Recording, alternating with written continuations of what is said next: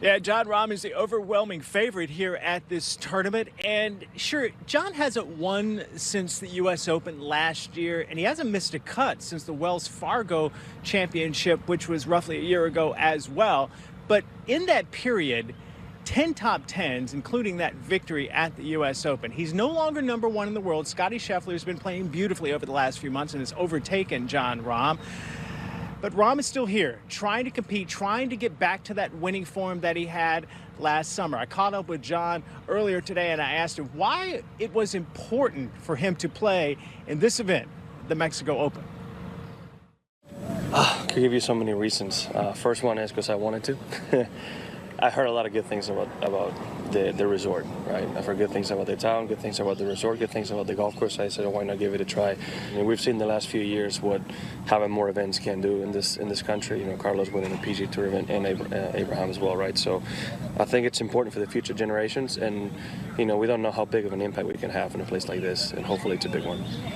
I'm definitely not implying you're playing poorly, so don't take it this way, but is winning right now the truest measurement of success for you? Yes and no. It will be a tough sport if your self-worth as a player only comes from winning, because up until recently I was, the second winningest percentage-wise, and I was at 10%, right? So it's tough. It's tough out there. It's not easy to win. What Scottie's done is unbelievable. You see it every so often, right? Jordan Spieth and Jason Day did it in 2015. They kind of took parts, right, and he's had an incredible start to the year. So it obviously helps a lot, but there's more ways to improve than just winning, in the sense of you can be improving as a player.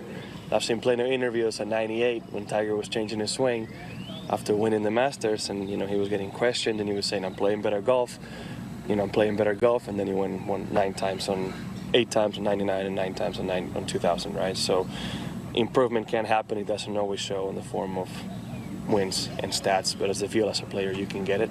And I feel like in my career, we're so used to seeing me in the top 10 and seeing me contending every single week that every time I have 2 months of not playing my best golf, everybody puts me in doubt, right? I mean, I'm not a robot. I wish I was, but I'm not. And do you have frustrations you have to manage when you're going through this period of the last few months like you've talked about? No. It's golf.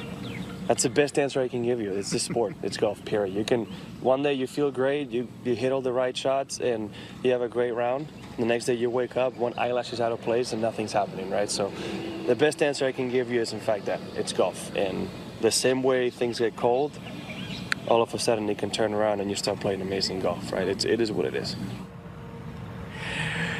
Jon Rahm, as you can tell by that interview, not very frustrated in where his game is right now. He had a lot of media obligations today, and he went through them without any issues whatsoever. He was smiling along the way. Seems like he's having a great time so far early in the week here at the Mexico Open. And why wouldn't it be smiling? I mean, he leads the tour in strokes gained off the tee and in greens at regulation. His game from tee to green is phenomenal, and you could say the best on the PGA Tour. He is struggling on the greens, though, 132nd in strokes gained putting right now. That is a deficiency that he is very aware of. But if he can find a little bit of putting magic here this week, Damon and Eamon, then he can get some momentum in his next start, which would be the PGA Championship. Guys? T-Lou down south of the border for us in Mexico. Jon Rahm looking for some heat, Eamon, as you see his recent results around the world. 12 events, couple of missed cuts, unlike him. 4 top 10 finishes, couple top 3s at T27 at the Masters, where he was a lot of people's favorite to win.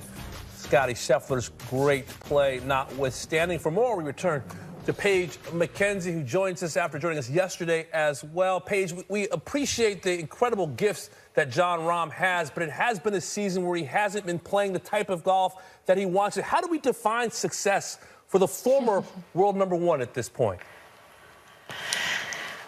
I define it a lot by listening to how he defines it, right? Because every player has their own expectation of where they feel like they should be, where their ceiling is. And it was so interesting. As I was listening to Todd's interview with Jon Rahm, I had previously written down, it's golf. And the fact that he's mentioning it that's how I feel like his season is gone. Some holes are downwind, some holes are into the wind. And for right now, in the last several weeks, he's really been frustrated. If you listen to his press conferences from the Masters, from other events that have happened recently, he speaks to that. He says, I'm playing good. It's just, I'm not getting the right bounces. I'm not getting the results that I want on the green. And for him, specifically on the greens in the last few events, it's been most frustrating. The last 4 events, he's had negative strokes gained putting. For this season, he's had 4 out of his 8 events losing a half a shot on the green each day. That's a significant amount when you consider 50% of the tournaments are like that. Last season, only 3 of 17 starts were losing that kind of strokes on the green. So he's had some really rough events, and that can be frustrating for a player. But given his attitude, Damon, I'm not at all worried about the future. But certainly as it relates to the question, what's successful for him, I'm listening to him the entire time.